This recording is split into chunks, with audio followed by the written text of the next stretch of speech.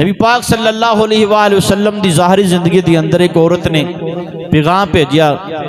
کہ یا رسول اللہ شوہر نے پابندی لگائی ہے، اج بغیر شوہر دی اجازت ہوں، بغیر اجازت ہوں جدو عورت باہر نکل دی ہے نا وہ جننے قدم چل دی ہے تے بیوی سوچے کہ شوہر نو نہیں پتا، جننے قدم چلے گی انہیں جہنم دے اندر اپنے مقام تیار کرے گی، بغیر اجازت ہوں بے پردہ ہو کے اپنی چار دیواری چو باہر نکلے۔ نبی پاک صلی اللہ علیہ وسلم نے فرمایا کہ شوہر کی کہہ گیا،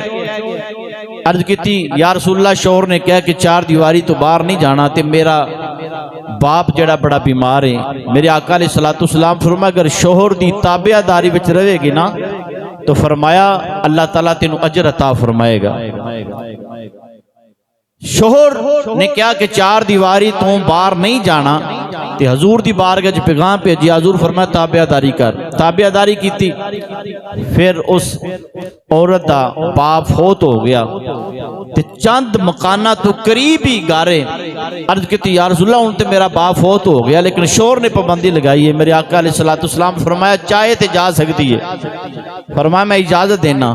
لیکن اگر شوہر دی تابعہ داری وچ رہے گی تے فرمایا اللہ تعالیٰ تینوں زیادہ اجر عطا فرمائے گا۔ حضور نے فرمایا چاہے تے جا سکنی ہے، اگر نہ جائے تو فرمایا اللہ تعالیٰ تینوں اجر عطا فرمائے گا، لیکن شوہر دی تابعہ داری کھیتی۔ نبی پاک صلی اللہ علیہ وآلہ وسلم دی بارگاہ چے جدو حضور دا پیغام پہنچیا تے عمل کیتا، چار دیواری تو باہر نہیں گئی، اپنے باپ دا چہرہ نہیں ویکھیا تے نبی پاک صلی اللہ علیہ وسلم نے ارشاد فرمایا کہ اللہ تعالیٰ نے اس عمل دی وجہ تو